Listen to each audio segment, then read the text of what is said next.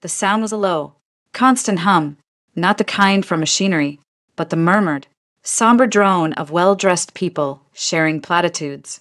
It wrapped around me, a thick, suffocating blanket. Each "I'm so sorry for your loss, and he was a great man" felt like a small, precise needle, piercing the numb bubble I was trying to exist in. I focused on the grain of the polished mahogany casket at the front of the room, trying to anchor myself to something, anything, to keep from screaming or crumbling. A hand, warm and firm, settled on the small of my back. Liam. His presence was immediate, a solid wall against the tide of sympathy threatening to sweep me away. Just a little while longer. "Abby," he whispered, his lips close to my ear. His voice was a steady anchor. "You're doing so well." I leaned into him, feeling the fine wool of his black suit under my fingers. "I can't breathe. Liam, I really can't." "I know. Sweetheart, I know." His arm tightened around me. "Look at them all. He would have hated this. You know, all this fuss." A choked sound, something between a sob and a laugh, escaped me. He was right. My father, Benjamin Cartwright, a man who built a logistics empire from a single truck, had no patience for pageantry. This elaborate funeral, with its hothouse lilies and a string quartet playing mournful classical pieces, was entirely my stepmother's doing. Eleanor had always been big on appearances. Abigail. The voice was gruff, familiar. I turned to see my older brother, Devin, his face a mask of strained grief. His tie was slightly crooked. "How are you holding up?" "I'm here," I said, which was the most honest answer I could muster. Devin's eyes flickered to Liam, and a shadow passed over his face. It was there and gone in an instant, but I caught it. There had never been any love lost between them. Devin thought Liam was a slick opportunist. Liam thought Devin was a resentful underachiever. "Liam." Devin nodded. A curt, impersonal acknowledgement. "Devin." Liam replied, his tone perfectly calibrated, respectful, yet cool. "It's a tough day for everyone." "Yeah, tough." Devin shoved his hands in his pockets. "Just seems like a lot of people here didn't know him all that well. Just wanted to make sure they were seen paying respects to the great Ben Cartwright." His gaze swept the crowded funeral home chapel, lingering on a group of men in sharp, expensive suits, board members from my father's company, Cartwright Logistics. "Devin." "Not now," I pleaded, feeling a headache beginning to pulse behind my eyes. "He's right, in a way," Liam said smoothly, his hand still a steady pressure on my back. "But it's a tribute to your father's influence. He touched a lot of lives." "Touched? Or controlled?" Devin muttered, just loud enough for me to hear. Before I could respond, my Aunt Martha descended upon us. She was my father's sister, a woman in her late 60s with sharp, intelligent eyes that missed nothing. She pulled me into a hug that smelled of lavender and mothballs. "Abigail, my dear child," she said, holding me at arm's length. Her eyes, the same shade of blue as my father's, searched my face. "You look exhausted. Have you eaten anything today?" I couldn't. "Aunt Martha, you need to keep your strength up," she insisted, then turned her gaze to Liam. "Liam, you're looking after her?" It sounded like a question, but it felt like a command. Liam didn't flinch. He gave her the same sincere, capable smile that had charmed my father at their first meeting. "Of course, Martha. Every moment." "Good." She patted my arm, but her eyes were still on Liam, sharp and assessing. "It's a terrible thing. A heart attack. So sudden. Ben was so vibrant at the company retreat just last month." She shook her head. "It just goes to show. You never know. We never know." Liam agreed, his expression somber. "It's a tragedy. The doctors said it was probably stress-related. He was working too hard. Even after we tried to get him to slow down. The words were right. The tone was perfect, but something in the way he said it, a little too rehearsed, made a sliver of ice slide down my spine. Or maybe I was just looking for a reason to assign blame, for a target for the anger that was starting to boil beneath the grief. The service began. The minister spoke, Someone from the company gave a eulogy full of corporate buzzwords that my father would have mocked. I heard none of it. I was back in his study 2 weeks ago, the smell of old books and cigar smoke. He was behind his massive oak desk, his face pale. "Abby, you have to promise me you'll be smart," he'd said, his voice uncharacteristically urgent. "About the company, about everything. Daddy, what are you talking about? You're not making sense. Just promise me." He'd insisted, gripping my hand. "Things aren't always what they seem. I've made some decisions. To protect you." I'd chalked it up to paranoia. He'd been having stomach issues, feeling unwell. The doctor said it was an ulcer, exacerbated by stress. Now, the memory felt like a prophecy I'd been too blind to see. A wave of dizziness hit me. The room tilted. The hum of voices grew louder, merging into a single, roaring sound in my ears. The dark wood of the casket seemed to swell and recede. "Liam," I gasped, my fingers clutching at his arm. I felt his grip tighten. "That's it. We're leaving this line. Now." He expertly guided me away from the receiving line, his body shielding me from the concerned stares. "You're white as a sheet. Abby, you need air. You need to sit down. I just need a moment. You need more than a moment." He led me through a side door, out of the main chapel and into the hallway that led to the funeral home's private sitting rooms. "Wait here. Don't move." He left me leaning against the wall and returned a moment later, holding a tall glass of orange juice. The vibrant color looked obscenely cheerful in the muted taupe hallway. "Here, drink this. The sugar will help." I shook my head, my stomach churning. "I can't. Abigail, please." His voice was gentle but firm. It was the voice he used when he was managing a crisis at the office. The voice that got things done. "For me. You're in shock. You need to keep your strength up. Just a few sips." Reluctantly, I took the glass. The cold felt good against my palm. I brought it to my lips and pretended to take a sip. The sweet, cloying smell made me feel sick. "There's a garden out back," Liam said, his hand returning to my back, guiding me again. "Quiet. No one will bother you there. Just go sit. Breathe. Drink the juice. I'll handle things inside. Tell everyone you're indisposed." He pushed open a heavy oak door, and the damp, cool air of the afternoon hit my face. It was a relief. He led me to a stone bench nestled between two bare-limbed cherry trees. "Sit. I'll be back to check on you soon. I just need to make a quick call. There's an issue at the office that can't wait. Damn timing." He kissed my forehead, his lips dry and warm. "Drink the juice. Abby, please." I nodded, unable to speak. He gave me one last, worried look, then turned and walked back inside, pulling his phone from his pocket. I heard the low murmur of his voice as the door swung shut. "Yes, I'm handling it. The projections need to be on my desk by—" Silence descended, broken only by the distant sound of traffic and the chirping of a lone, stubborn bird. I looked down at the glass in my hand. The orange liquid shimmered, innocent and deadly. Deadly, where had that thought come from? Grief was making me hysterical. Liam was my husband. He'd been a rock through all of this. He'd been the one dealing with the funeral directors, the lawyers, the board members. While I fell apart, I set the glass down on the bench beside me, my hand trembling. I dropped my face into my hands, the pressure building behind my eyes into a full-blown storm of tears. This was it, the rest of my life without my father, the man who had taught me to ride a bike, to read a balance sheet, to be tough but fair. Gone, because of a heart attack, a sudden, massive, fatal heart attack. The rustle came from the large rhododendron bush to my left.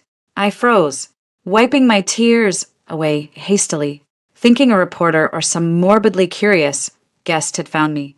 A small face peered out from between the glossy green leaves. A boy, no more than 7 or 8, with wide, serious eyes and grass stains on his knees. He was looking not at me, but at the glass of juice. "Hey," I said, my voice thick. He didn't run. He took a tentative step out. "It's okay," I said. "Are you lost?" He shook his head, his eyes still fixed on the glass. He pointed a small, grubby finger at it. That man, he said, his voice clear and high. The one who was just here. Your husband? Yes, Liam? He put candy in your drink. The world didn't stop. It didn't slow down. It just tilted on a different axis. The words were so simple, so absurd. They hung in the cool air between us. What? I saw him. The boy insisted, emboldened by my confusion, when nobody was looking. He took something from his pocket, little white candies. He put them in your cup, really fast. A coldness, far deeper than the February air, seeped into my bones. Little white candies. My father. These last few weeks. The nausea, the dizziness. The doctor. So sure it was an ulcer. Stress-related. You must be mistaken. Honey, I managed to say, my throat tight. Maybe he was just stirring it. The boy. Jake, I remembered now. He was the son of the groundskeeper. Shook his head with the absolute certainty of a child.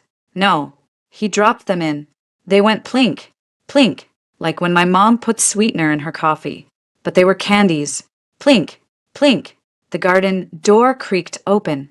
Liam stood there, phone in hand, his face a mask of concern. Abby, how are you feeling? Sweetheart, you haven't touched your juice. His eyes went from my tear-streaked face to the full glass on the bench, and then to the little boy standing beside me. For a fraction of a second, a flicker of something, surprise, irritation, crossed his features. It was gone so fast, I almost convinced myself I'd imagined it. Jake, right? Liam said, his voice friendly. Your mom is looking for you. You shouldn't bother Mrs. Harrington. She's very sad today. Jake looked from Liam to me, his earlier confidence vanishing. He mumbled a quick sorry and darted back into the bushes, disappearing as quickly as he'd come. Liam walked over and sat beside me, picking up the glass. He held it out to me. Please, Abby, just a little. For me. I can't bear to see you like this. You need to keep your strength up. He was so close. I could smell his cologne, the same one my father had given him for Christmas. I looked into his eyes, the eyes I'd fallen in love with 3 years ago. They were full of nothing but worry and love. And all I could hear was a little boy's voice, ringing in my ears. He put candy in your drink. Liam's presence beside me on the stone bench felt different now. The solid comfort I had leaned on moments before had transformed into something oppressive, a weight threatening to pin me in place. The cold seeped up through the stone, but it was nothing compared to the ice forming in my veins. Abby, you're shaking, he said, his voice laced with that practiced concern. He tried to put his arm around me, but I flinched. An involuntary spasm I disguised as a shudder. I'm just so cold, I stammered, wrapping my arms around myself. My mind was racing, a frantic hamster on a wheel. Jake, the candies, plink, plink. It was insane, a child's fantasy. Liam loved me. He'd been a rock, but my father's words echoed, clashing with the child's. Things aren't always what they seem. Here, this will help. Liam insisted, pressing the cool glass into my hands. His fingers brushed against mine, and I had to fight the urge to recoil. The orange juice looked viscous now. Sinister. Drink it. The sugar will warm you up. My throat was sealed shut with panic. I couldn't. Not a drop. Every instinct screamed at me, but I couldn't let him know. If this was all a grotesque misunderstanding, my suspicion would shatter us. But if it wasn't, letting him know I was suspicious would be far more dangerous. I needed a distraction, an excuse. Liam, what was the call about? I asked, my voice too high, too tight. The office? On a day like this? I held the glass in my lap, making no move to drink. He sighed, a weary, put-upon sound. It's nothing for you to worry about. Just a crisis with a West Coast logistics chain. Devon's mess. Frankly, I told your father not to put him in charge of that merger. Now I'm left to clean it up. He shook his head, his gaze drifting toward the house. But it can wait. Your health is all that matters right now. Please, Abby, drink. He was steering the conversation back to the juice. always back to the juice. His eyes kept flicking to the glass in my hands. Is it Devin? I pressed, clinging to the topic like a lifeline. Is he okay? He looked terrible inside. Liam's lips tightened almost imperceptibly. Devin is fine. He's upset. We all are. But this isn't about him. This is about you. His tone was gentle, but there was an edge of impatience underneath it. I need to know you're okay. I can't focus on anything else. So, please, just take a sip. For my peace of mind. He was boxing me in, using my love for him, my usual desire to ease his burdens, as a weapon.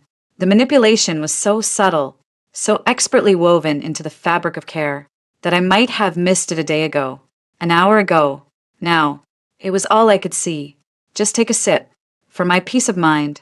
The door to the garden opened again, and salvation walked out in the form of my Aunt Martha.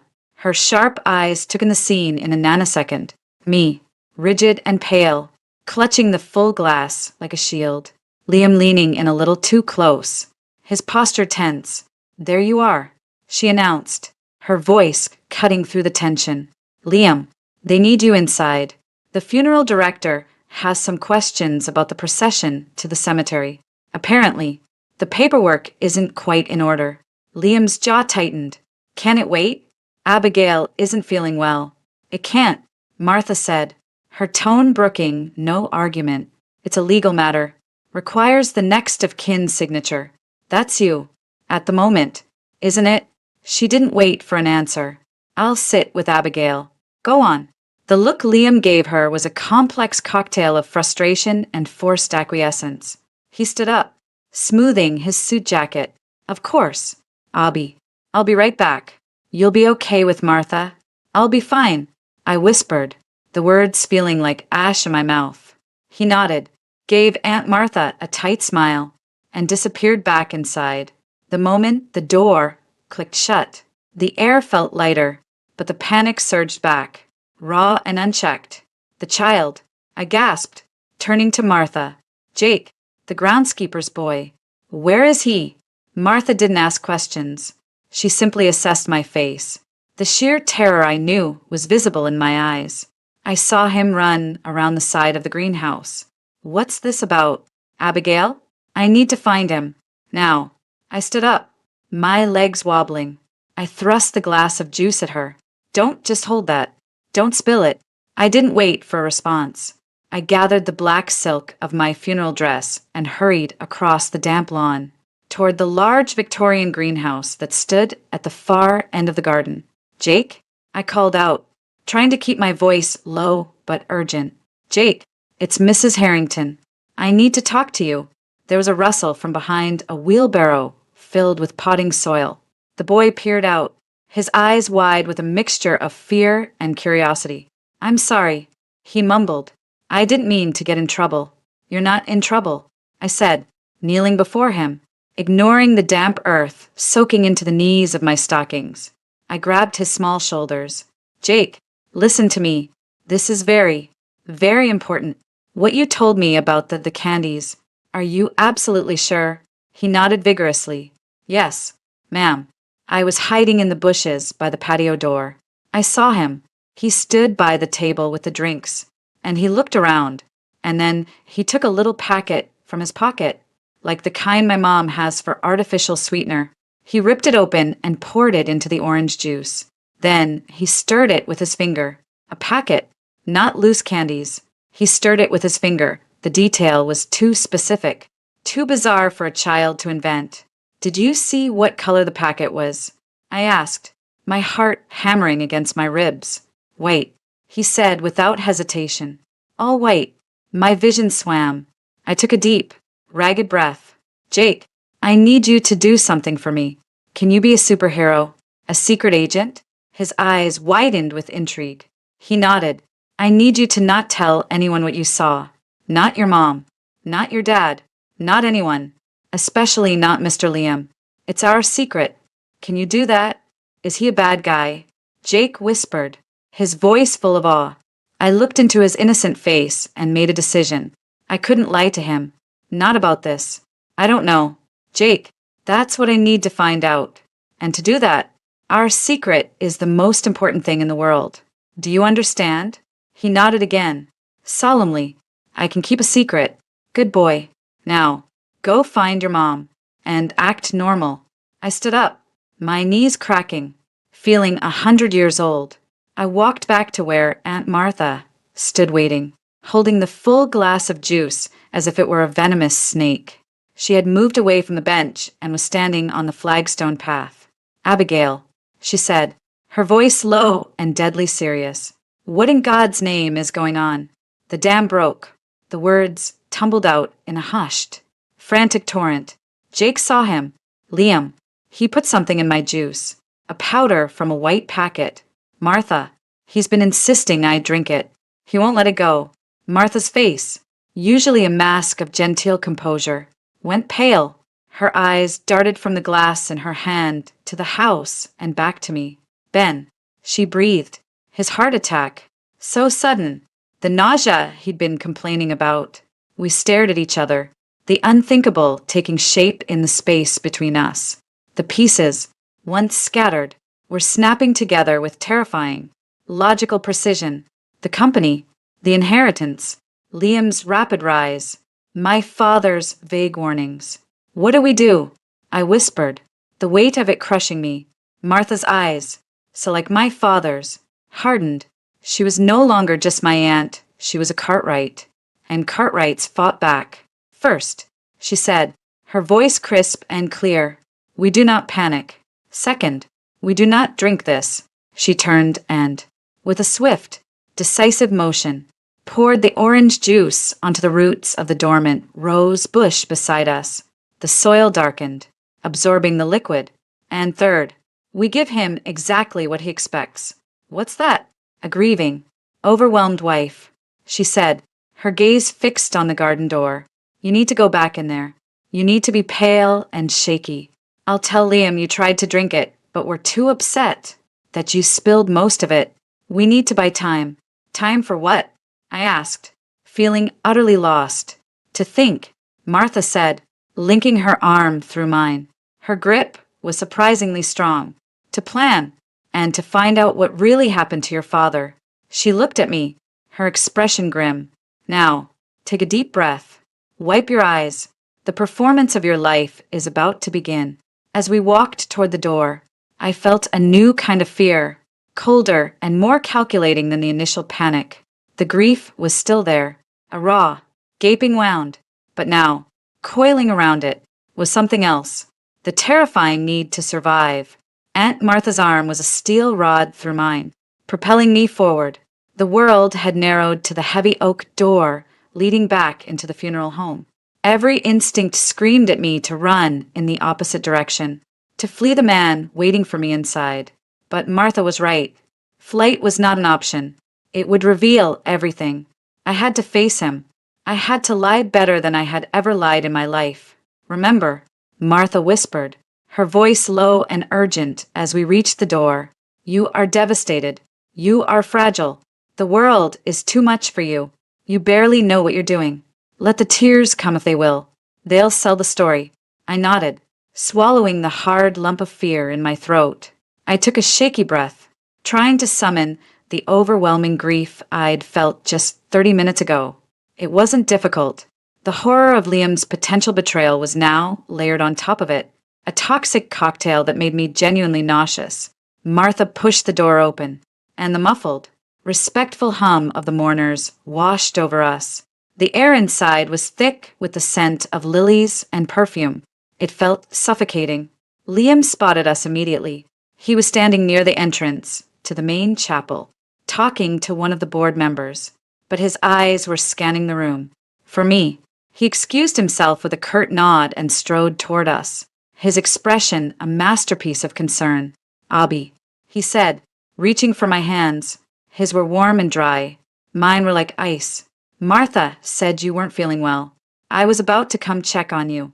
His eyes searched my face, then flicked down to my empty hands. The juice? She couldn't keep it down. Liam, Martha interjected smoothly, her tone laced with a touch of maternal reproach. The poor thing. She took one sip and her stomach revolted. She spilled the rest all over herself and the bench. It was a dreadful scene. I've just managed to get her calmed down.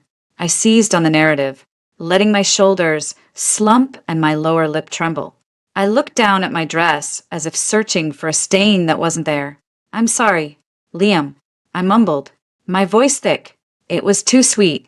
It made me sick. I'm such a mess. The lie fell from my lips, coated in a truth that made it believable. I was a mess.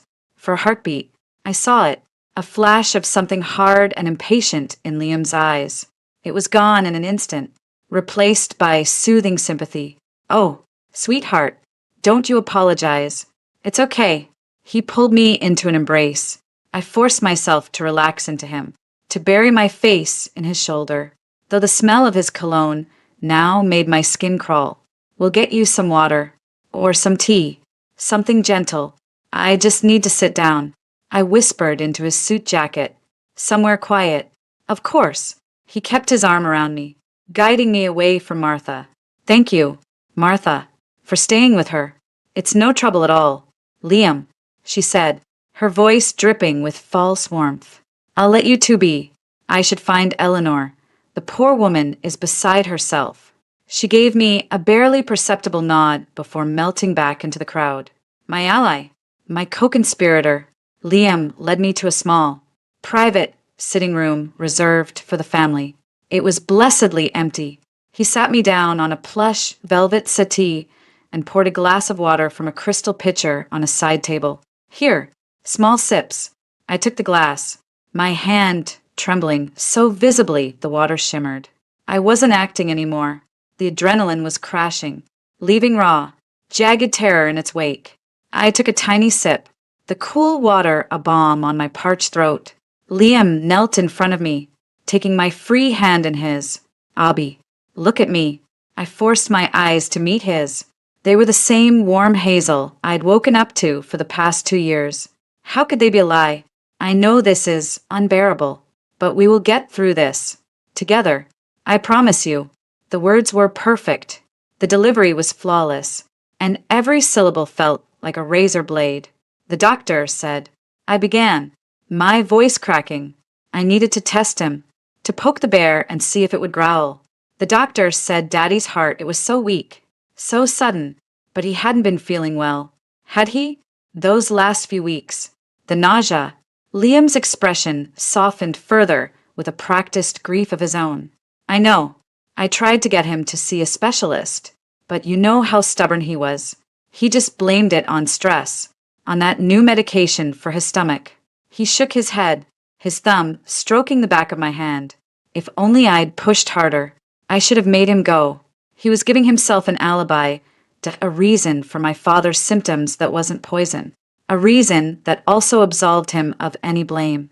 If only I'd pushed harder. It was a masterstroke. It's not your fault. I heard myself say, the good wife parroting the expected line. It feels like it is, he said, his voice dropping to a pained whisper. He dropped his head, and the picture of anguished guilt was so convincing that for a terrifying second, I doubted everything. Jake's story, Martha's suspicion, my own gut feeling. What if I was having a psychotic break? What if grief was twisting my mind? Then he looked up, and his eyes were clear. We need to focus on you now, Abby, on getting you strong. The reading of the will is tomorrow. There will be a lot to deal with, a lot of vultures. He nodded subtly toward the door, indicating the people milling outside. I'll be there to handle it all, but I need you to be strong. For me, can you do that? The will. Of course. It all came back to the will, to the company, to the money. I'll try, I whispered. That's my girl. He leaned forward and kissed my forehead. His lips felt like a brand. I have to go smooth a few more feathers. The procession to the cemetery will start soon. Will you be okay here for a few minutes? I nodded, not trusting myself to speak. He stood up, gave me one last, lingering look of concern, and left the room, closing the door quietly behind him. The moment the latch clicked, I sprang into action. The passive, grieving wife was gone. I was my father's daughter now. I set the water glass down with a sharp click and went to the door. Pressing my ear against the cool wood, I heard his footsteps recede down the hall. I had to move. Martha's instruction to give him what he expects was only half the plan. The other half, the dangerous half, was mine to execute. I had to get back to that drinks table. Cracking the door open, I peered into the hallway. It was empty. The main crowd was still in the chapel or the larger parlors. I slipped out, moving quickly and quietly down the corridor, away from the main rooms, toward the rear of the building where the garden was. The patio door was just ahead. I could see the table, still laden with pitchers of water, iced tea, and the distinctive, bright orange juice. My heart hammered against my ribs. What if he was watching? What if this was a trap? I took a steadying breath and walked forward, trying to look like a bereaved daughter in need of a moment of quiet. I reached the table. My eyes scanned the pitchers. There were 2 pitchers of orange juice. One was nearly full. The other was about 3/4 empty. That was the one Liam had poured from. The one he'd laced with whatever was in that white packet. My mouth went dry. I glanced around. The patio was deserted. From inside, I could hear the muffled sounds of the gathering. I had seconds, maybe less. I picked up the nearly full pitcher of orange juice. Then, with a hand that trembled only slightly, I picked up the 3/4 full one. I carried them both to a large, ornate pot holding a fiddle-leaf fig tree in the corner of the patio. In one fluid motion, I poured the contents of the suspect pitcher into the potted soil. It drained away silently, quickly. I then poured the fresh, clean juice from the full pitcher into the now empty one, filling it to about the same level it had been before. It was done. The switch was made. I placed the now empty pitcher back on the table, my movements swift and sure. As I turned, pitcher in hand, I almost screamed. Devin was standing in the patio doorway, watching me. His arms were crossed, his expression unreadable. "What the hell are you doing, Abby?" he asked, his voice low and flat. My mind went blank. Panic, cold and absolute, seized me. How much had he seen? The juice, I stammered, clutching the clean pitcher to my chest like a shield. It had a fly in it. It was disgusting. I didn't want anyone else to drink it. It was a pathetic, transparent lie. Devin's eyes, so like my father's, bored into me. He didn't believe me for a second. He looked from my face to the pitcher, to the potted plant now glistening with moisture. He took a step toward me. I flinched back. A strange, grim understanding dawned on his face. It wasn't anger. It was something else. Something like solidarity. "Liam," he said, the single word laden with a lifetime of contempt and suspicion. I just stared at him. My breath caught in my throat. I couldn't confirm it. I couldn't trust him. The rivalry between him and Liam was legendary. This could be a trick. He seemed to read my hesitation. He shook his head, a bitter smile touching his lips. "You're playing a dangerous game. Little sister." He glanced over his shoulder, back into the house. "He's looking for you. The procession is lining up." He didn't wait for a response. He simply turned and walked away, leaving me standing there, my heart pounding, holding a pitcher of juice that was now, I hoped, just juice. I placed it back on the table, my mind reeling. Did Devin know? Or did he just suspect? Was he an enemy? Or an unexpected ally? There was no time to ponder it. I smoothed my dress, wiped my hands on my black silk, and walked back into the funeral home. The performance was far from over. In fact, the main act was yet to come. I had swapped the poison for a placebo. Now, I had to wait and see who would take the bait. And I had to pray to a God I wasn't sure was listening that it wouldn't be some innocent mourner looking for a refreshment. I found Liam near the front entrance. He took my arm, his grip firm.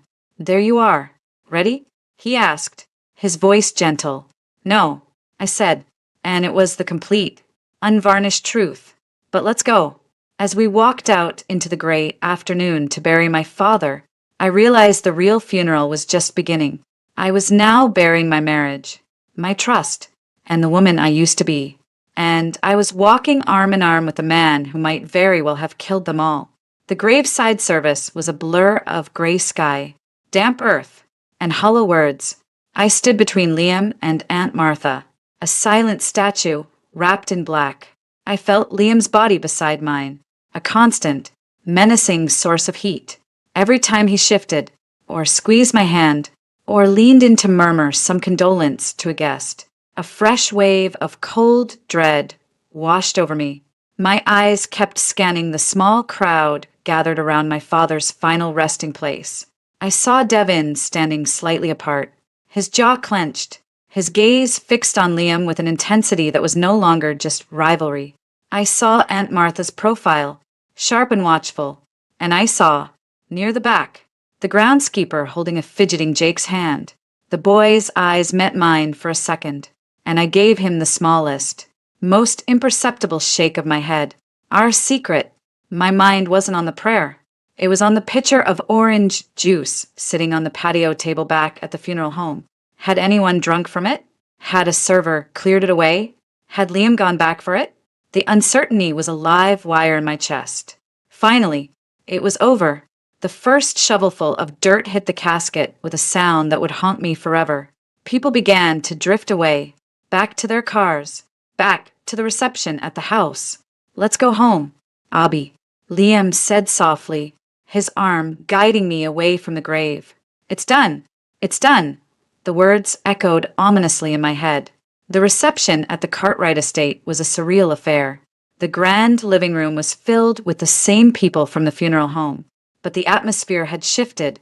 The formal mourning was giving way to something looser, aided by the open bar and platters of canapes. Laughter, too loud and too sudden, would occasionally ring out, followed by hushed, guilty tones. Liam was in his element. He moved through the room like a statesman, accepting condolences, discussing business in low tones with board members, effortlessly managing the event.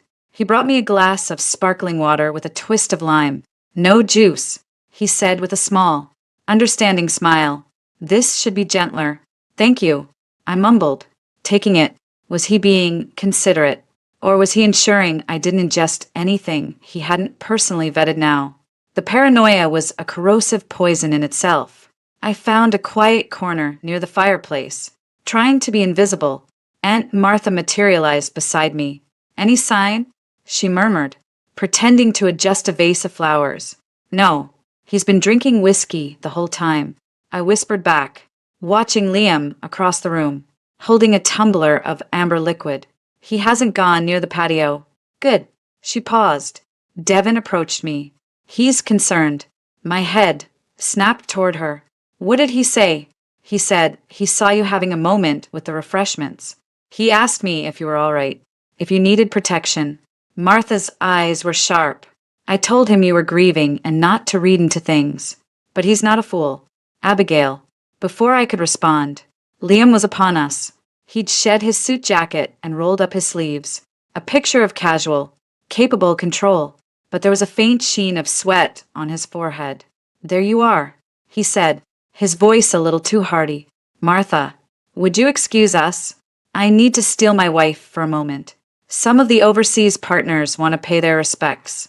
Of course, Martha said, melting away with a warning glance at me. Liam took my arm, his grip a bit tighter than necessary. Just a few minutes. Then you can disappear. I promise. As we walked, he loosened his tie with his free hand. God, it's warm in here. Is it warm to you? A little, I said, watching him. His color seemed off, a little flushed. We made the rounds. I shook hands, accepted hollow words. My smile a frozen rictus. Liam did most of the talking, but I noticed his sentences were beginning to trail off. He'd pause, as if searching for a word. And of course, the Singapore expansion was entirely Ben's vision, so we'll have to see how the board wants to. He stopped, blinking rapidly. He took a small sip from his whiskey glass, but his hand wavered slightly. Liam? I asked, feigning wifely concern. Are you all right? You look pale.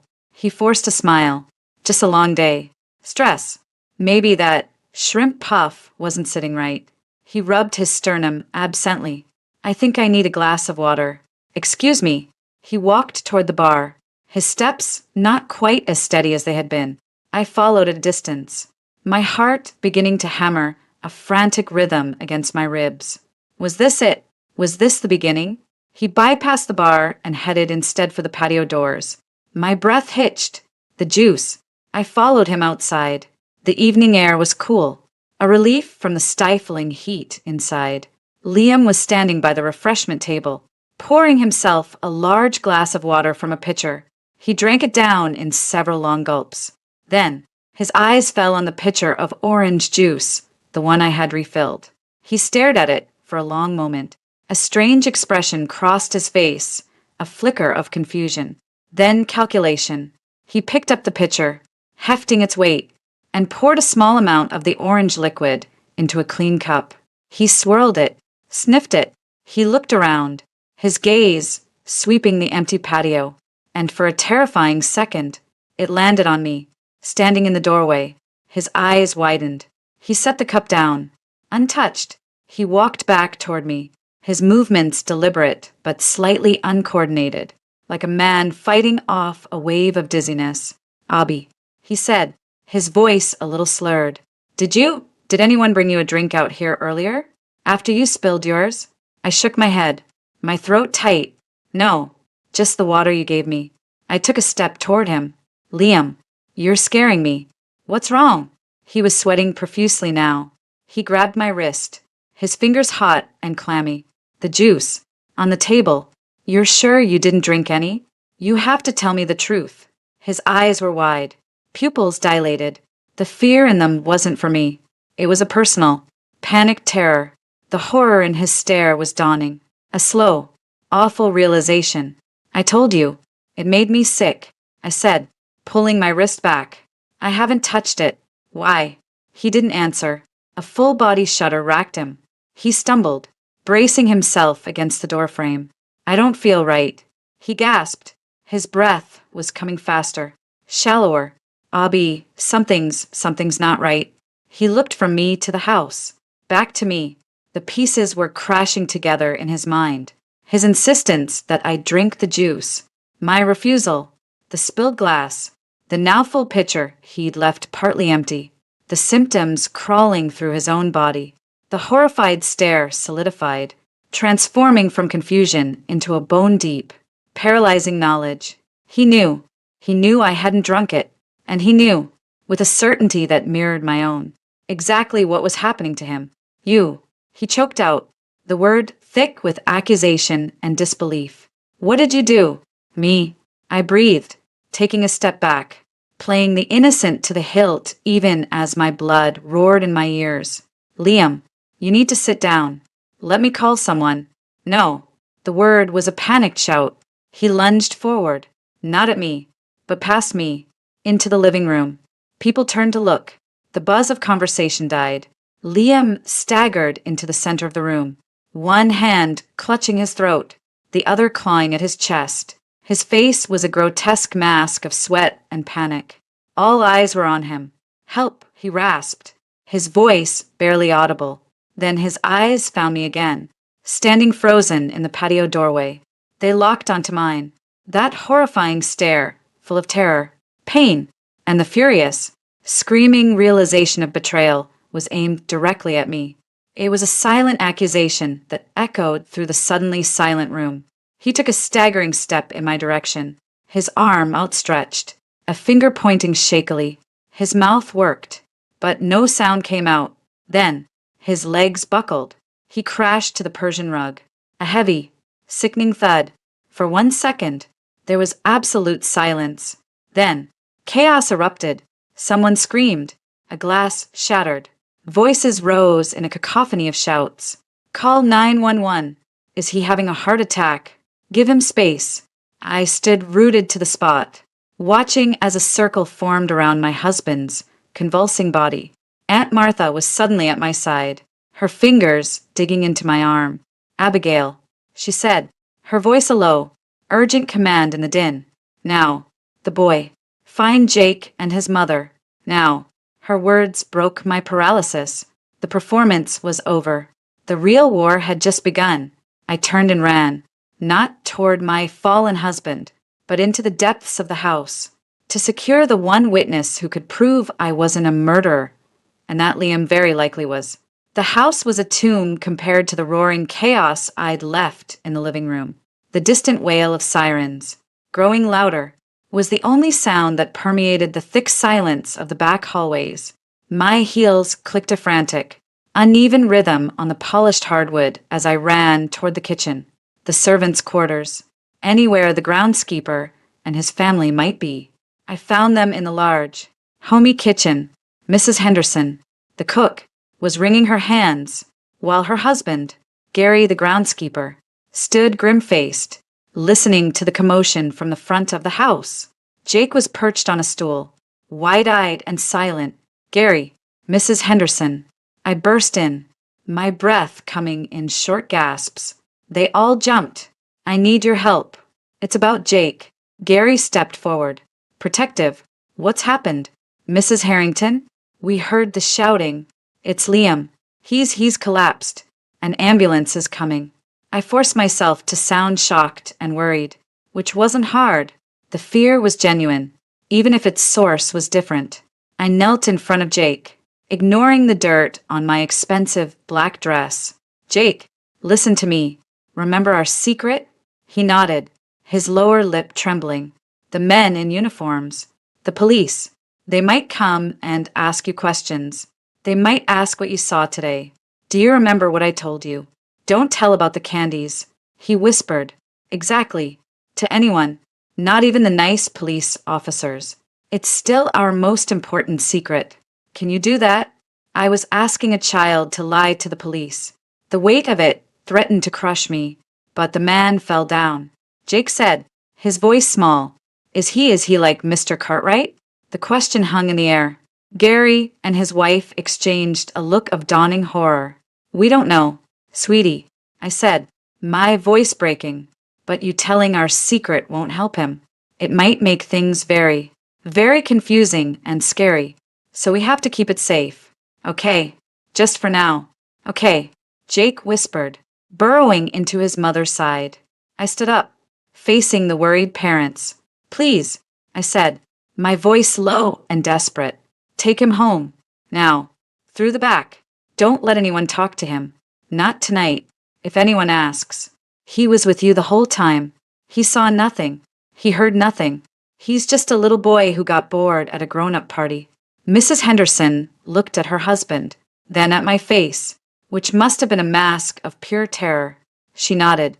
A swift, decisive movement. Come on, Jake. Let's go see if we left the porch light on. She scooped him up and hurried toward the back door. Gary following with one last, searching look at me. One witness secured. For now, I turned and walked back toward the living room, forcing my pace to slow, making my breaths deep and ragged. By the time I re-entered, the scene was one of organized panic. Paramedics were crouched over Liam, who was on a gurney, an oxygen mask over his face. His eyes were closed. Aunt Martha stood near the fireplace, a sentinel, observing everything. Devin was by the bar, pouring himself a straight whiskey, his face unreadable. Eleanor, my stepmother, was sobbing dramatically on a settee, surrounded by a coterie of her friends. Her grief for my father had seemed performative. Her distress over Liam's collapse felt equally theatrical. A man in a rumpled trench coat stood near the patio doors, talking quietly to one of the uniformed officers. He had sharp, intelligent eyes that were taking in the room, the people, the half-empty glasses. Detective, as the paramedics wheeled Liam out. The detective stepped forward. I'm Detective Marcus Thorne, he announced, his voice calm but carrying. I need to ask everyone to remain here for a little while. We'll need to speak with each of you briefly. A murmur of protest went through the room. This is an outrage. One of the board members spluttered. We've just buried Ben. I understand, sir, Thorne said, his tone leaving no room for argument. A man has just suffered a serious medical episode in this room. We need to understand what happened, starting with the immediate family. His gaze swept over Eleanor, Devon, and finally landed on me. Mrs. Harrington, you were the last one with your husband before he collapsed. Is that correct? All eyes turned to me. I felt the weight of them, a mixture of pity, curiosity, and suspicion. I wrapped my arms around myself, shrinking in on myself, the grieving daughter, the distressed wife. It was my only armor. We were on the patio. I said, my voice trembling. He said he wasn't feeling well, that it was warm. He came inside for water. I followed him, and then he just fell. On the patio, Thorne repeated, jotting something in a small notebook. Was he eating or drinking anything out there? My heart stopped. The juice, did I? I don't think so. He had a whiskey earlier. Inside, he poured himself water from the pitcher on the table when we went out. And you? Were you drinking anything? Sparkling water. Liam brought it to me. I pointed to the glass I'd abandoned on a side table. Thorne's eyes followed my gesture, then drifted back to the patio doors and the table on the patio. There were other drinks. I think so. Iced tea. Maybe some juice. I made myself look confused, overwhelmed. I wasn't really paying attention. My father we just came from. Of course, Thorne said, not unkindly. He turned to one of the uniforms. Bag everything on that outdoor table. Every glass, every pitcher, and the contents of the indoor bar. My blood ran cold. They were taking the evidence. The pitcher I'd switched. Would they find traces? Would the chemical analysis show what was supposed to be in there? Devon stepped forward, his glass still in hand. Detective, this seems like a hell of a response for a possible heart attack or food poisoning. My brother-in-law works too hard. It's been a stressful day. Thorne looked at Devon with polite interest. And you are Devon Cartwright, Ben's son. He said it with a defiant edge. Mr. Cartwright. And where were you when Mr. Harrington collapsed? Watching him work the room. Like always, Devon said, a sneer in his voice. Then he shrugged. I was over by the fireplace. Saw him stagger in from outside, looking like death warmed over. Then he pointed at my sister and hit the deck. The room went silent again. He pointed at my sister. Devon had just thrown a lit match into the room. Thorne's gaze swung back to me. Sharper now. He pointed at you. Mrs. Harrington? I felt the world tilt. I don't know. It was all so fast. He was stumbling. He might have been reaching out. I let my voice break, letting tears well up. He looked so scared. I think he was just trying to get to me. Aunt Martha moved then, inserting herself smoothly between me and the detective. Detective Thorne, my niece has buried her father today. She has just watched her husband be taken away in an ambulance. This line of questioning can surely wait until she's had a moment to compose herself. She is clearly in shock. Thorne studied Martha for a moment, then gave a curt nod. Very well. Mrs. Harrington, we'll need a formal statement tomorrow. Please don't leave town. He turned his attention to the other guests, starting to take names and preliminary accounts. Martha guided me away, back toward the private study. Once inside, she closed the door firmly. Devon, I hissed, the panic finally breaking through. Why would he say that? Why would he tell them Liam pointed at me? Martha's face was grim. Because Devon is many things. But he's not stupid. He saw you at that table. He suspects something is very, very wrong. By drawing the detective's attention to you, he's either trying to punish you for something, or what? Or he's trying to force the issue, to get the police looking in the right direction. Even if he doesn't know the full story, it's a dangerous, clumsy move. She walked to the window, peering out at the flashing lights of the police cars. They took the pictures. Abigail, the one you switched. I know. I sank into my father's leather desk chair. The smell of him, cigar smoke, and old paper, almost undoing me. What if they find something in it? What if they think They won't find what they're looking for in that picture, Martha said, turning to face me. Because you poured out. They'll find clean orange juice. The question is, will they find residue in the other pitcher? The one he actually drank from at the bar, or in his whiskey glass? But he didn't drink the poison juice. I said, the logic spiraling. He drank water from the clean pitcher. So if they find poison, where did it come from? A new, more terrifying thought emerged. Unless he had a different source, something he took earlier, or someone else gave it to him. We stared at each other. The conspiracy was growing tendrils, reaching into the dark. We need to know what that poison was, Martha stated, and we need to know what the autopsy on your father shows, if they even order one now. After this, a knock on the study door made us both jump. It was Devin. He didn't wait for an answer, he just walked in, closing the door behind him. The three of us stood in a tense triangle in the middle of the room. All right, Abby, Devin said, his voice low and hard. Enough. What did you do to him? I didn't do anything. I shot back, the anger a welcome relief from the fear. Bullshit. I saw you. At the drink table. You looked like you were disposing of a body. And now Liam's on his way to the hospital with God knows what wrong with him. And he pointed right at you. So talk. Why do you care? Devin? I fired back. You've hated him since the day you met him. I care because this looks bad. For you. And for this family. He ran a hand through his hair. Look, I know he's a snake. I've always known it. Dad knew it too. At the end, I think.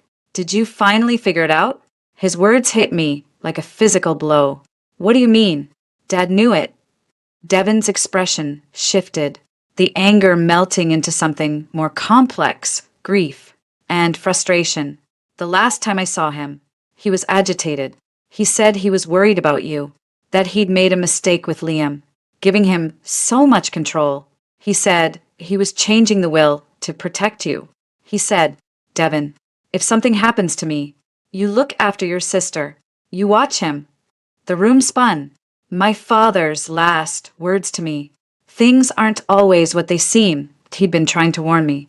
And he'd enlisted Devin, of all people, as my protector. Something did happen to him. I whispered, the tears finally falling, hot and real. And I think Liam did it. And today he tried to do it to me. I told him everything. Jake's story, the powder, the switch, Liam's escalating symptoms, and the horrifying comprehension in his eyes. Devin listened, his face growing paler and harder with each word. When I finished, he was silent for a long moment. You should have come to me, he finally said, his voice rough. I didn't know if I could trust you. I admitted. A bitter smile touched his lips. Fair enough. He looked at Martha. What's the play? Martha, who had been observing the sibling exchange closely, nodded as if Devin had passed a test. First, we let the police do their work, but we guide them subtly. Abigail will give her statement tomorrow, a shaken, confused woman who has no idea why her husband pointed at her. Second, we find out what the hospital says about Liam's condition. Third, and most importantly, we start our own investigation. We need access to Liam's things. His computer, his phone, his financials. I can get into his study at home. I said, I know where he hides his important files. Good. Martha said, Devin, you still have contacts at the company. I need you to dig. Look for anything unusual in the books lately. Any side deals. Any pressure Liam might have been putting on people since Ben's death. Devin nodded, a grim determination settling over him. For the first time in years, we were on the same side. Another knock. Detective Thorne's voice came through the door. Mrs. Harrington, we're finishing up. You're free to go to the hospital or home. But I'll need to see you at the station tomorrow at 10.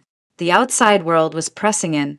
The game was no longer just between me, Liam, and a frightened little boy. It now included the police, my brother, and a web of motives we were only beginning to untangle.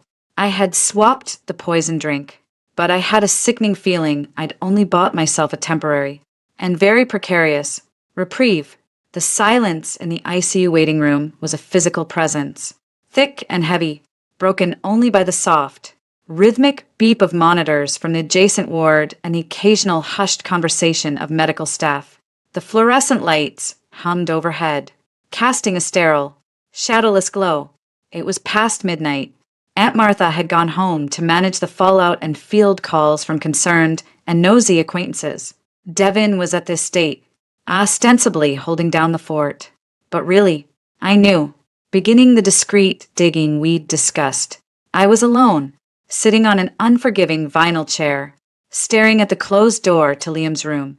A doctor in blue scrubs finally emerged. Looking tired, I stood up, my leg stiff. Mrs. Harrington? Yes. How is he? Stable. We've pumped his stomach, administered activated charcoal, and a specific antidote. He's lucky, whatever it was. He didn't ingest a massive dose. He's conscious, but weak and disoriented. You can see him for a few minutes. Keep it calm. Antidote? I asked, my voice barely a whisper. You know what it was? The doctor's expression became carefully neutral. We have a strong suspicion based on the symptom progression: tachycardia, diaphoresis, respiratory distress, followed by CNS depression.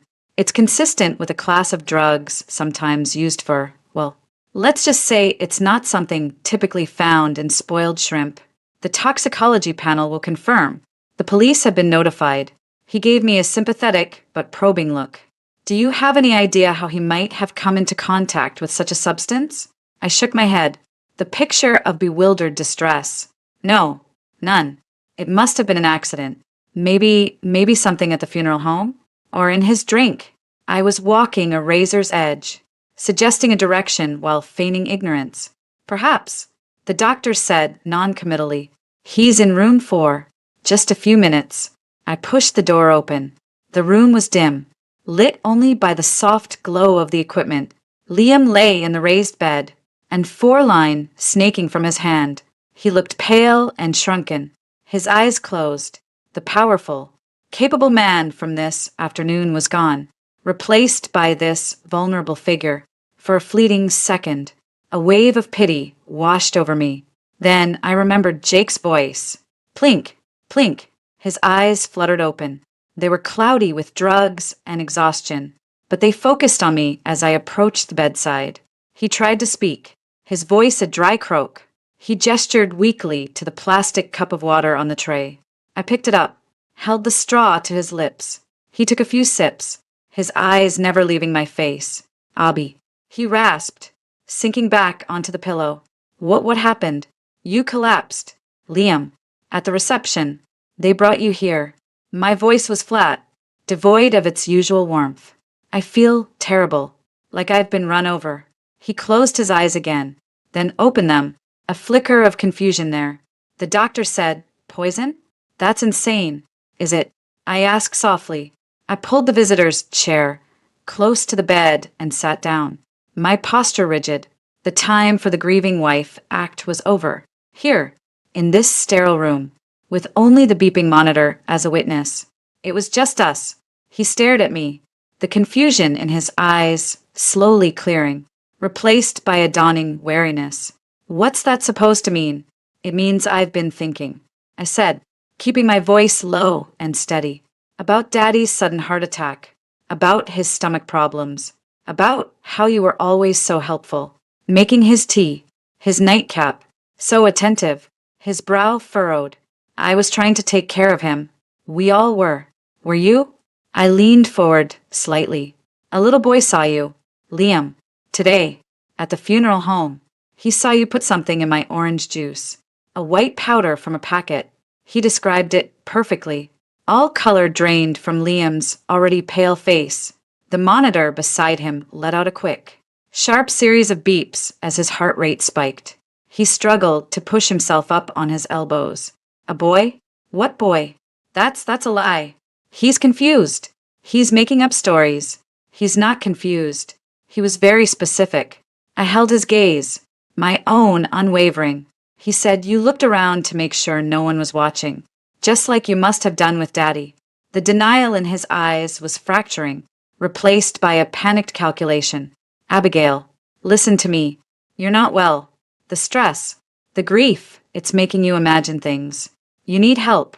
The only help I needed was not drinking the juice you were so desperate for me to have. I said, my tone icy, and I didn't. I poured it out. I switched the pitcher. The poison that was meant for me, you drank it, Liam. Or at least, you drank the water from the pitcher you thought was the poison one. That's the funny part, isn't it? You poisoned yourself. The truth of it slammed into him. I saw the moment of horrific understanding, the same look he'd given me in the living room, but now stripped of its immediacy, replaced by a cold, sickening clarity. His plan had not only failed, it had backfired catastrophically. He had become the victim of his own plot. His weakness seemed to evaporate, burned away by a surge of furious adrenaline. He pushed himself fully upright, wincing but ignoring the pain, his eyes blazing with a venom I had never seen before. "You clever bitch," he hissed, the pretense gone entirely. The mask was off. This was the real Liam. "You stupid, clever little bitch. Do you have any idea what you've done?"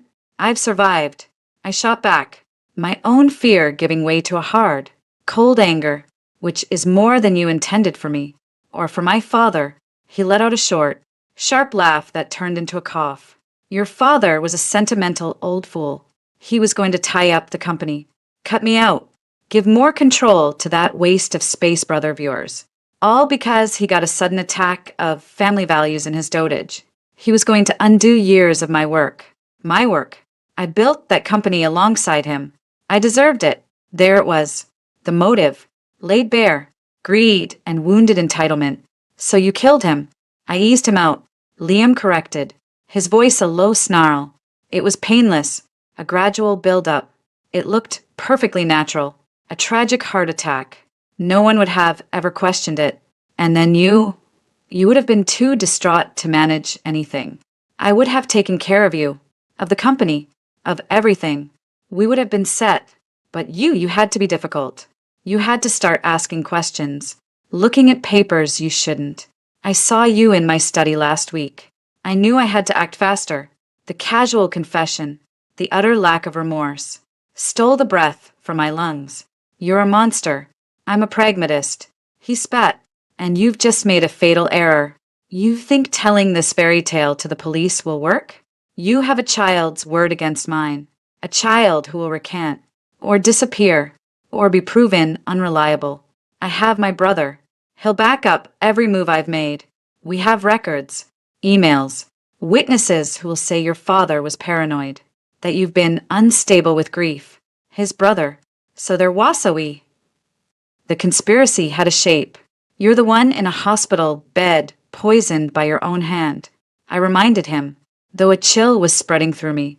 A mysterious accident, a tragic attempt on the grieving son-in-law that failed. His smile was ghastly. And who had the best opportunity? Who was seen acting strangely by her own brother? Who stands to inherit everything if her husband is out of the picture? You, Abigail. It's your word against the world's. And I have the resources, the reputation, and the allies to make sure the world believes me. He leaned forward as far as the foretubing would allow, his voice dropping to a venomous whisper. "So here's what's going to happen. You're going to go home. You're going to be the devoted, worried wife. You're going to tell the police it was all a terrible misunderstanding, a tragic accident with some tainted mixers, and you will never speak of that boy again. If you so much as whisper a word of this insanity to anyone else, I will destroy you. I will make sure you spend the rest of your life in a psychiatric ward. And everyone you care about, Martha, that brat brother of yours, that groundskeeper's kid, they will all suffer. I will bury you so deep you'll never see daylight again. Do you understand me?" The threat hung in the antiseptic air, more potent than any poison. He wasn't just threatening me. He was threatening my whole world.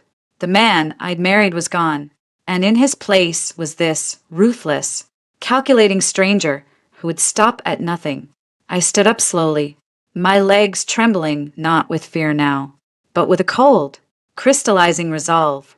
I looked down at him, this diminished king in his sterile bed. "I understand you perfectly, Liam," I said, my voice quiet but clear.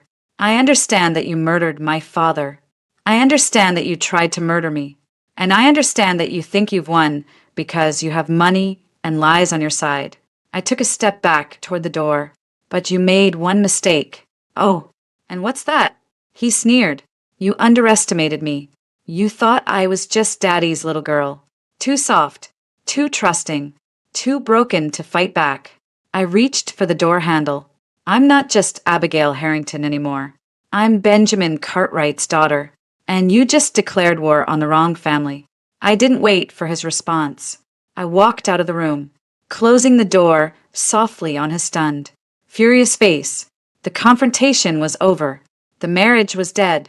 And now, the real battle began. I walked down the bright, silent hallway, the echo of his threats still ringing in my ears.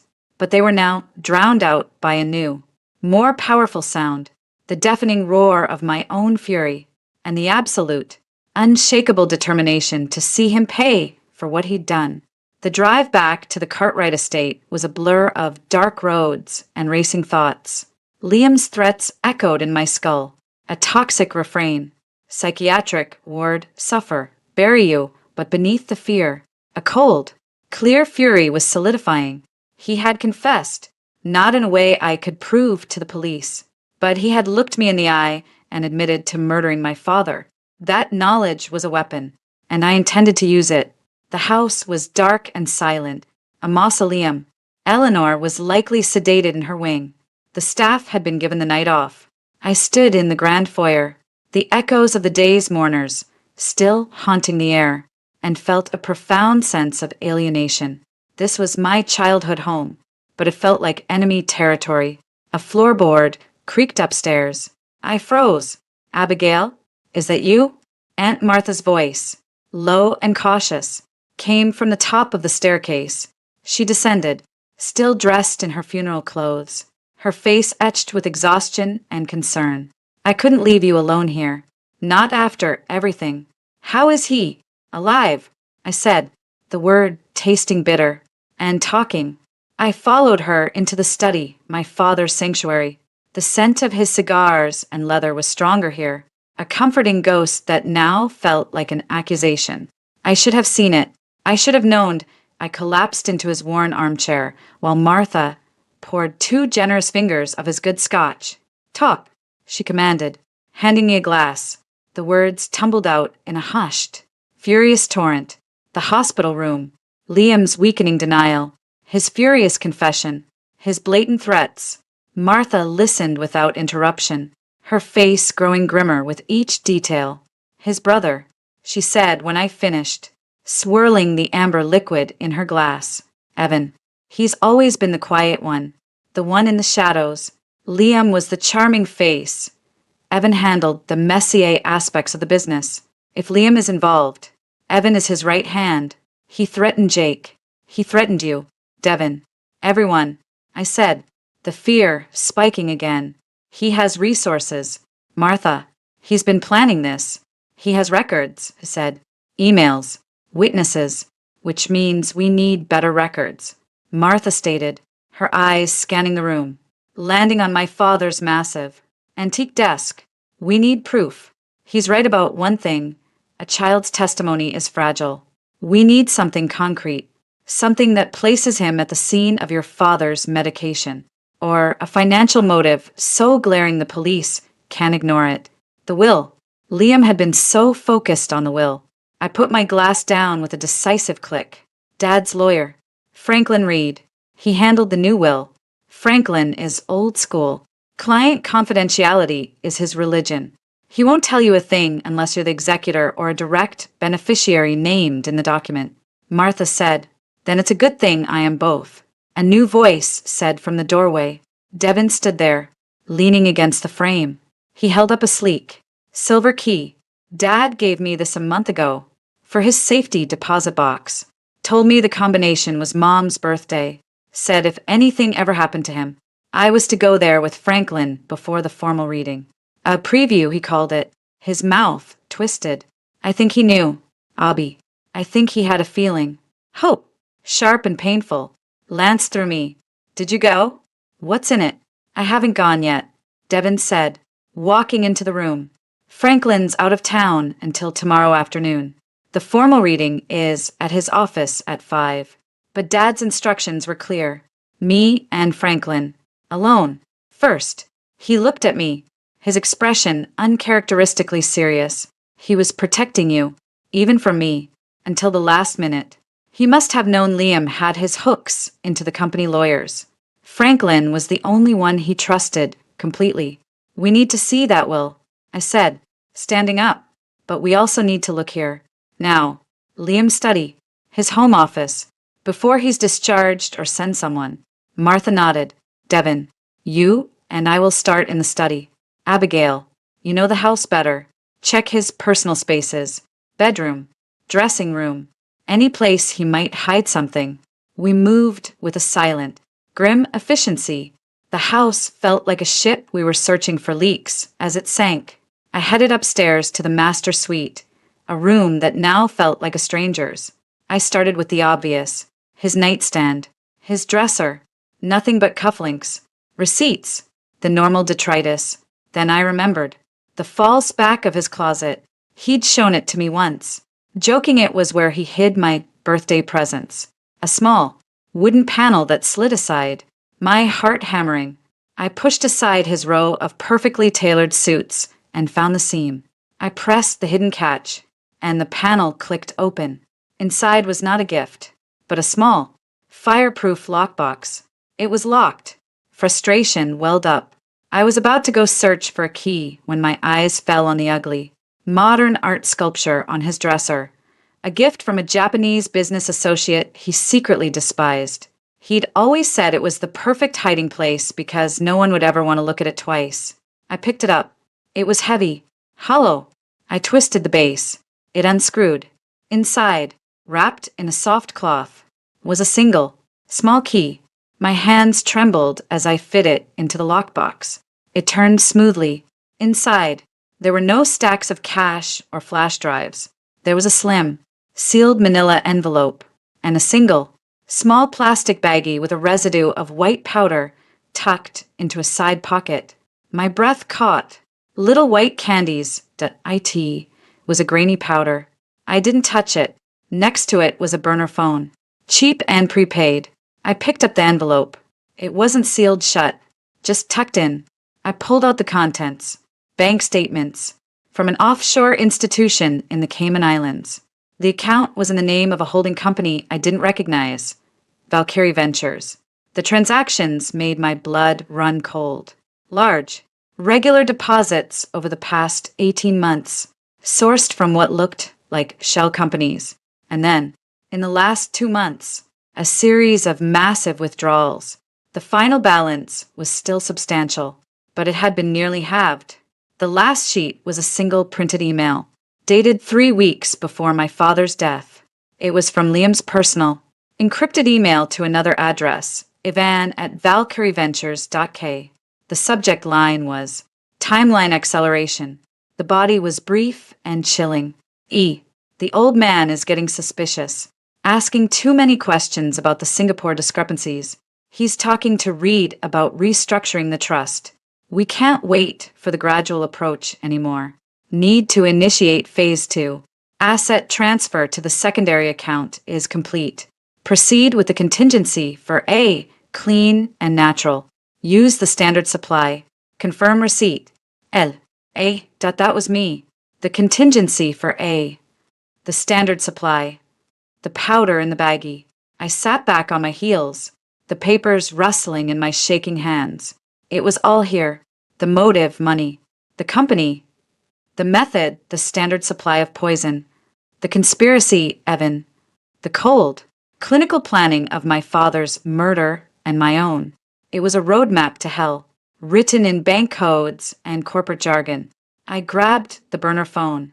It was powered off. I turned it on. The call log was empty.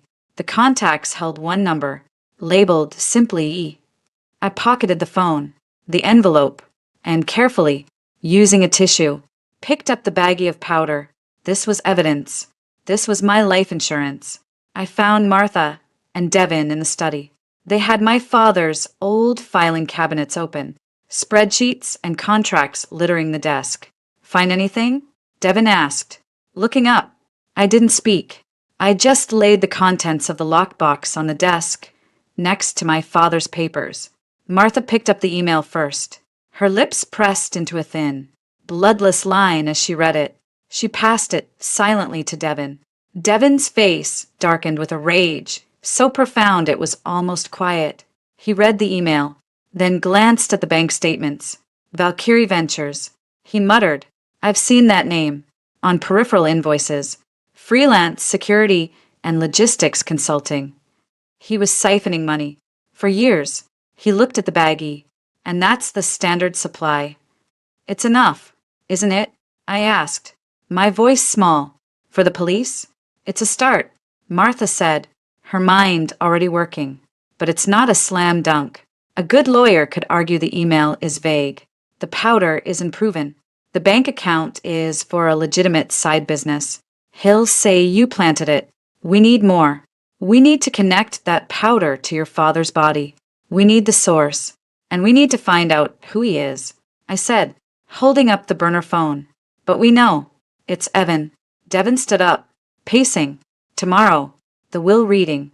If Dad did what I think he did, it changes everything.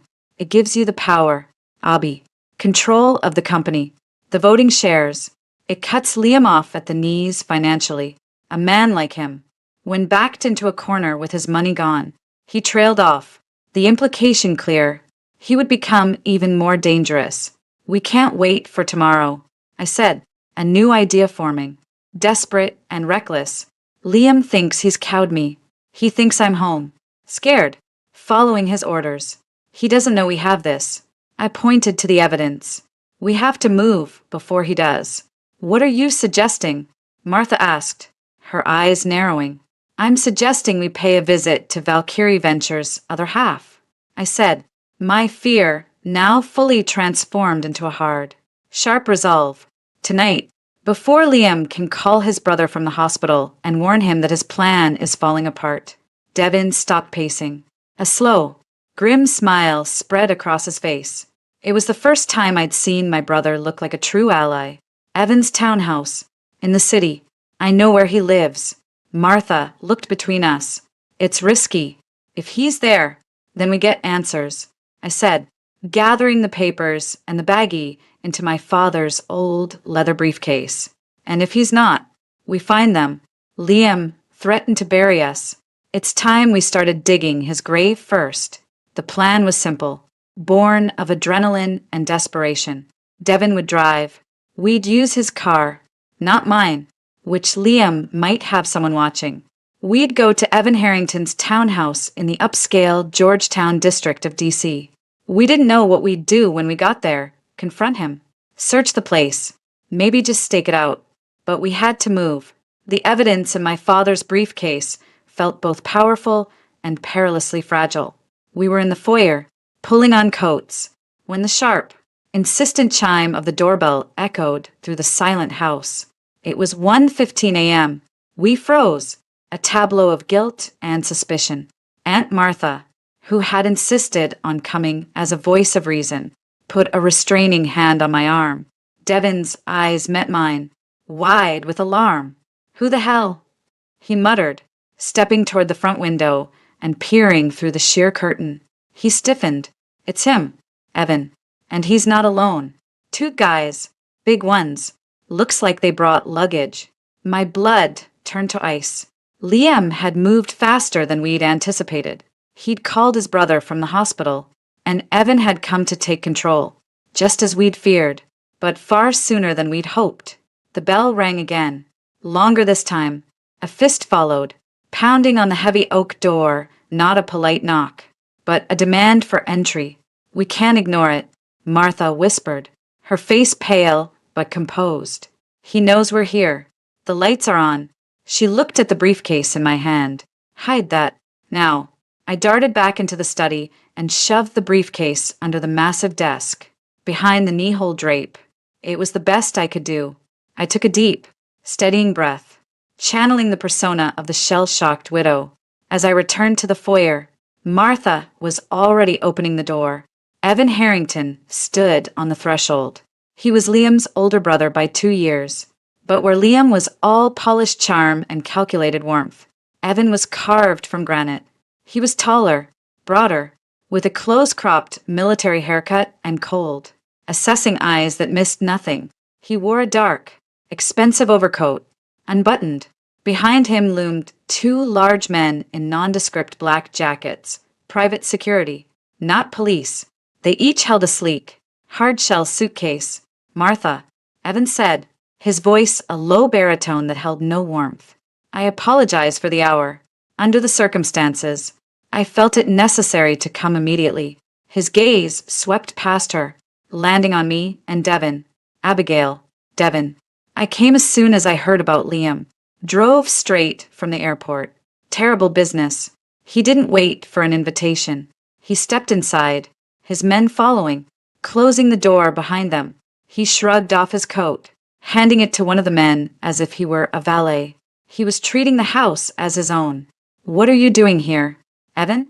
Devin asked, his voice tight. He positioned himself slightly in front of me. "My brother is in the ICU, Devin," Evan said, his tone implying Devin was an idiot for asking. "His wife is clearly distressed." His eyes flicked over me. "And there's a major company to run, a will to be read, and a police investigation swirling around a poisoning at a family funeral. The situation requires stability." Liam asked me to step in. The lie was delivered with such absolute, unshakable conviction it was breathtaking. Liam asked me from a hospital bed after having his stomach pumped. "Sure, Liam is in no condition to ask for anything," I said, finding my voice. It sounded thin and shaky. "Good. Let him think I was broken." The doctor said he's heavily sedated. He was lucid enough to call me before they sedated him. Evan countered smoothly. "He's worried about you, Abigail. Worried about the stress you're under. He's concerned that in your grief, you might misinterpret things, make rash decisions." His eyes held mine, a silent warning that mirrored Liam's threats perfectly. "My job is to help, to handle the practicalities, so you can focus on healing." "What practicalities?" Aunt Martha asked, her voice cool. "Securing the house, for one," Evan said, glancing at his men. "With all this police activity and media attention, security is a concern. Marcus and Roy here will ensure there are no intrusions. They'll be staying in the guest wing." He was installing his own guards. "In my house. To protect us, or to imprison and watch us." "That's not necessary," I began. "I'm afraid it is," Evan interrupted, his voice leaving no room for debate. "Also, the company, as COO and Liam's designated successor in the event of his incapacity, I'll be assuming day-to-day control of Cartwright Logistics until he recovers. I'll need access to Ben's study, his files, the corporate servers." My grip tightened on the doorframe I was leaning against. This was the takeover, happening in real time, dressed up as benevolent assistants. "The will hasn't been read yet, Evan. We don't know what my father's wishes were." A faint, humorless smile touched Evan's lips. "The will is a formality, Abigail. I've seen the previous versions. The corporate structure is clear. Liam holds the proxy for the majority of the voting shares through the marital trust. In his absence, that duty falls to me. It's in the bylaws. You're welcome to have your lawyer review them tomorrow." He turned to one of his men. "Roy, take the bags upstairs, the blue room and the one adjoining it. Marcus, do a perimeter check." The men moved with quiet efficiency, one heading up the stairs, the other walking toward the back of the house. They were taking over. Devin took a step forward, getting into Evan's space. "You can't just barge in here and start giving orders. Evan, this isn't your company. This isn't your house." Evan didn't flinch. He looked down at Devin with pure disdain. "This isn't a playground, Devin. This is a multi-million-dollar corporation and a crime scene. Your track record of responsible decision-making is, well, let's call it checkered. I'm here to prevent you from making another mess for someone else to clean up." He shifted his gaze back to me. "Now, Abigail, the study. I'll need the keys, and any passwords to Ben's computer and the secure filing cabinets." He held out his hand. It was a command. My mind raced. The briefcase with the evidence was under the desk in that very study. If he went in there now, with his goons, He might find it. I had to stall. I had to redirect. I don't have them. I stammered, letting tears well in my eyes. Daddy never gave them to me. Liam handled all of that. And with everything tonight, my head is pounding. I can't think. Can't this wait until morning? Until the lawyer is here? I was pouring on the helplessness, playing the exact role they both, Liam and Evan, expected of me. The frail, overwhelmed heiress. Evan studied me for a long moment, his expression unreadable. He slowly lowered his hand. Of course. The shock. I understand. But his eyes said he didn't believe a word of it. He saw it as a delaying tactic, which it was, but he seemed confident he could overcome it. We'll reconvene at 9 a.m. I'll have Franklin rejoin us here. We can sort out the legalities in the morning. You should get some rest. It was a dismissal. He was sending me to my room. Come on, Abby, Devin said, taking my elbow, his own anger barely contained. Let's go upstairs. Aunt Martha gave Evan a final, piercing look. We will be speaking with Franklin privately first. Evan, as per Ben's instructions. Good night. We retreated up the stairs, feeling Evan's cold gaze on our backs every step of the way. The sound of his man, Marcus, checking locks on the patio doors downstairs felt like the snap of locks on a cage. Once in the upstairs hallway, out of earshot, Devin hissed, "He's locking us down. Those men aren't security. They're jailers. We need to get the briefcase out of the study before morning." I whispered urgently, before Evan tears that room apart. The one with the goon downstairs is probably doing his perimeter check in the study right now, Devin said, peering over the banister. Martha's face was set in lines of deep thought. We can't risk it now. They're on high alert. We need to wait. Let them think they've won the first round. Let Evan believe you're cowed and helpless. He'll get complacent. And what about tomorrow at 9? I asked, panic rising. When he demands the keys and starts going through everything, he'll find it. Then we make sure that before 9 a.m., that briefcase is no longer in the study. A new, quiet voice said. We all whirled around. Standing in the shadowed doorway of a spare bedroom was Gary Henderson, the groundskeeper. He was still dressed in his work clothes. He must have come in through the secondary stairs from the kitchen wing. Gary, I gasped. What are you? I saw the car arrive. The men didn't look right, he said, his voice a low rumble. Been listening from the service stairs. My wife has Jake safe at her sister's. Told me to keep an eye on you. Mrs. Harrington said you were in real trouble. He looked at each of us. Where's the case? I know this house better than any city boy security. I can get it. Hope, fragile and desperate, flickered to life. I quickly described where it was hidden under the desk. Gary nodded. The study has the old butler's pantry entrance. Hidden door behind the bookshelf. Your dad showed me once. For emergencies. I can get in that way. Long as that fellow isn't sitting at the desk itself. You all make a noise. Draw him out. A loud argument upstairs. Maybe. Devin nodded.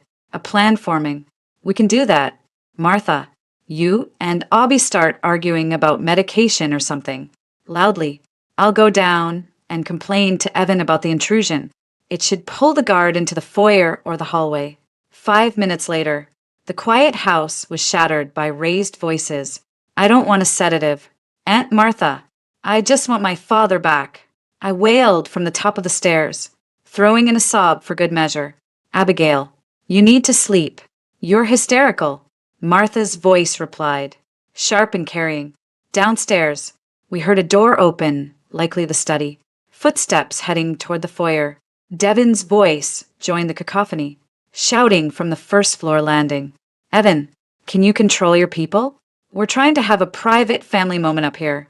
This is unacceptable. The muffled sounds of a confrontation below drifted up. My heart was in my throat. Was Gary in? Was he out? After 2 agonizing minutes, the argument died down. Fine, whatever. Just keep them quiet, Devin shouted, a perfect impression of exasperated defeat. He trudged back up the stairs, giving me a tight, wide-eyed look. We waited in the darkened upper hallway. not daring to speak. After what felt like an eternity, a figure detached itself from the deeper shadows near the service door. It was Gary. He held my father's leather briefcase. Got it, he whispered, handing it to me. The one guard was at the desk, on his phone. Never looked up. It's safe. I could have hugged him. Thank you, Gary. Thank you. What now? Devin whispered. We have it, but we're still trapped in here with them. Martha's eyes gleamed in the dark. Now, we wait for our appointment with Franklin Reed, and we pray that what's in Ben's safety deposit box is the key to turning this whole house of cards against the men who built it. She looked at the briefcase in my hands. Guard that with your life, Abigail. It's not just evidence. It's our only leverage. Downstairs, we could hear Evan's calm, low voice giving instructions. He thought he had secured the perimeter. He thought he had us contained. He had no idea that in the dark, we had just stolen the foundation out from under his feet. The night was far from over. The briefcase felt like a live bomb in my hands. Gary had slipped back into the shadows of the service quarters, a ghost in our own home. Devin, Martha, and I retreated to my old childhood bedroom, the one place that felt furthest from Liam's influence. Though even here, the tension seeped through the walls. We could hear the low murmur of voices from downstairs, the occasional heavy footstep of one of Evan's men. The house was no longer a sanctuary. It was a softly occupied territory. I placed the briefcase on the bed and clicked it open. The contents seemed less like abstract evidence now and more like a ticking clock. The email, the powder, the bank statements, they were our only weapons against a man who had just effectively placed us under house arrest. We can't just sit on this, Devin said, pacing the length of the room. Evan isn't here to make tea. He's here to sanitize the scene. By 9 a.m., he'll have a story locked down, alibis prepared, and that study scrubbed clean of anything that doesn't fit his narrative. We have to get this to the police. Tonight. And say what? Martha countered, sitting gracefully on the edge of an armchair. She looked exhausted but razor-sharp. That we broke into Liam's private safe? That we suspect him based on a child's testimony and an ambiguous email? Evan will have a battalion of lawyers there before the ink is dry on our statement, claiming we're grief-stricken and trying to frame his poor, hospitalized brother. He'll produce witnesses to say your father was paranoid. Abigail, he'll have medical experts ready to testify that Ben's symptoms were perfectly consistent with a cardiac event. And that powder, she nodded toward the baggie, without a provable link to Ben's body or a confirmed source. It's just a mysterious substance. They'll say you planted it. Her cold, logical deconstruction of our position was a bucket of ice water. So what do? Wait for him to bury us? We do what your father would have done, Martha said, her voice firm. We outmaneuver him. We don't play the emotional, desperate card. We play the corporate, strategic one. We gather irrefutable evidence, and we find the right lever to use it. She leaned forward. We need 3 things. First, we need to know exactly what that substance is, and we need a sample from a verified, unimpeachable source, preferably one that can be linked directly to Evan or Liam. How? I asked, feeling hopeless. A private lab, not a police lab, someone discreet, who understands chain of custody and testifies in high-stakes civil and criminal cases. I know a firm in Baltimore. They're expensive and they ask no questions. We need to get them a sample of this. She pointed to the baggie. And, if possible, a sample from your father's body. I recoiled. Exhume him? Martha. It may not come to that, she said, though her eyes said it might. The coroner's initial finding was heart attack. But if we present compelling evidence of foul play, we can petition for a full toxicology reanalysis. That's for later. The first step is getting this analyzed. She gestured to the briefcase. Second, we need the will. Ben was trying to protect you. Abigail, that safety deposit box tomorrow is the key. If he disinherited Liam or placed controlling shares in a trust you control, it changes everything. It removes Liam's and, by extension, Evan's corporate authority. It gives you the power to fire them, to freeze assets, to launch an internal audit that would make their financial siphoning public. Money and control are their oxygen. We cut it off. And third, Devin asked, stopped in his tracks by her methodical planning. Third, we need an ally on the inside, not the local police. They're good men, but they're overworked, and this is a tangled, white-collar web with a side of potential homicide. We need someone who can see the bigger picture and isn't afraid of a powerful name. A detective? Like Thorne? I asked. Thorne is a question mark. He's sharp. He saw Liam point at you. He took the pictures. He's suspicious, but he's by the book. We need to give him a book worth following. She paused, thinking. I have a name. An old friend's son, Michael Sable. He's not a cop anymore. He's a private investigator. Former FBI Financial Crimes Unit. He understands money trails, corporate structures, and he knows how to find the hidden pressure points. More importantly, he's discreet and he owes me a favor. Hope, thin but real, began to thread its way through the dread. You think he'd help? If I ask, and if we can pay his retainer, yes, he'd see the challenge in it, and he'd understand that taking down men like Liam and Evan is its own reward. She looked at Devin. You have access to funds? Not the main accounts. Evan will be watching those. Devin nodded slowly. I have a separate account. Dad set it up for me years ago. A keep you out of trouble fund. It's not huge, but it's 6 figures, untraceable to the company. I can access it. Good. First thing tomorrow. You reach out to Sable. Set up a meeting. Somewhere public, but private. A club. A high-end hotel bar. Not here. She turned to me. Abigail, your job is Franklin Reed. You and Devin go to that bank. You get that will. You read it. You understand exactly what power your father left you. That is your shield and your sword. And what about Evan and his goons downstairs? I whispered, glancing at the door. We give them nothing. Martha said, her voice dropping to a conspiratorial whisper. We play our roles. You, Abigail, are the fragile flower. You stay in your room. Overcome. Devin, you are the resentful, powerless son, making a nuisance of yourself, but ultimately harmless. I will be the doting, slightly clueless aunt, trying to keep the peace. We offer them coffee in the morning. We are polite. We give them no reason to escalate, to search us, to become physically confrontational. We make them believe their intimidation is working perfectly. And the briefcase? The powder? I asked, looking at the damning evidence, just sitting on my floral bedspread. Martha stood up. We don't keep it here. It's the one thing they might risk everything to find. Gary got it out once. He can get it out again. She went to the small intercom panel by the door, an antique system my father had never removed. She pressed a button connected to the groundskeeper's cottage. A moment later, Gary's staticky voice came through. Yes, ma'am? Gary, it's Martha. We have a package that needs to leave the premises immediately, without our new guest seeing.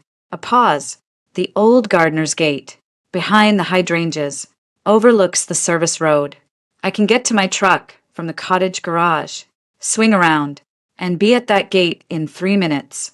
Can you get the package there? We can, I said, my heart pounding anew with the risk. Do it now, Martha said into the intercom. And Gary, take it to your sister's place. With Jake, don't tell your wife what's in it. Just that it's important to us. Guard it. Understood. The line went dead. We moved quickly. I repacked the briefcase, my fingers fumbling with the clasps. Devin cracked open the bedroom door, peering down the hall. Clear. We slipped out like thieves. Instead of going toward the main stairs, we went to the end of the hall, to a small, tucked-away door that led to a narrow back staircase, used by servants a century ago. It descended directly to the mudroom by the kitchen, and from there, a side door led to the walled garden. The cold night air hit us like a slap. We crouched low, moving through the skeletal winter shrubs toward the far wall, where a heavy, iron-bound wooden gate was shrouded by massive, dormant hydrangea bushes. My black dress was a poor camouflage against the pale stone paths. Every rustle of leaves sounded like a gunshot. We reached the gate. I could hear the faint rumble of an engine on the other side of the wall. A soft tap came from the other side. Devin unlatched the gate, swinging it open just enough. Gary's weathered face appeared in the crack. Without a word, I shoved the briefcase through. His hand closed around the handle. "I'll keep it safe," he whispered, his eyes earnest in the gloom. "You be careful in there. You too, Gary. Thank you." The gate closed with a soft thud, the latch clicking back into place. The sound of his truck engine faded into the distance. We were back in the house, the evidence gone, feeling both lighter and more exposed. The mission had shifted. It was no longer about finding proof. It was about building an unassailable case while under the enemy's roof. Back in my room, the plan solidified. The roles were set. The pieces were in motion. As I lay in the dark, listening to the unfamiliar creaks that were now Evan's men, I didn't feel like a victim anymore. I felt like a general in a silent war, guided by the steely counsel of my aunt and the grudging alliance of my brother. Liam and Evan thought they had us cornered. They thought they were the hunters. But as the first gray light of dawn began to bleed around the edges of the curtains, I knew the truth. The hunt had just begun, and we were no longer the prey. We were laying the trap, and tomorrow, at the bank with Franklin Reed, we would find out if my father had left us the final piece we needed to spring it. The clock on the mantelpiece ticked towards 9 a.m. with the slow, heavy finality of a countdown.